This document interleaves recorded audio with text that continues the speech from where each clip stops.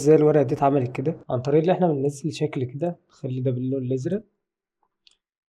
بعد كده ننزله في النص كده، بعد كده نعمل له اونلاين وننسخ الشكل ده، نصغره لجوه كده ونعمله باللون الابيض، وبعد كده هنعمل الاتنين دول ندمجهم مع بعض بريكومبوز عادي جدا، وبعد كده نحط رافين ايدجز، نبدأ نعلي دي نخلي الكومبلكس 10 بحيث يكون تأثير قطع الورقة كده، بعد كده نعلي البوردر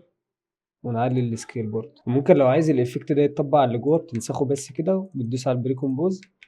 تعمل له كنترول دي هنا على الصفحة هنا. بعد كده الخطوة التانية بتضيف عليه بيج تيرن كده، وبعد كده بتختار البوتوم رايت عشان يجيب الناحية اليمين دي، بعد كده من فولد بوزيشن بتضيف كي فريم كده وبترفع دي لفوق كده، وبعد كده كل 10 فريم بتبدأ إن أنت تنزل دي كده، بعد كده بتكرره ده تاني كده، تاخد دول كوبي برضه كل 10 فريم، ايزي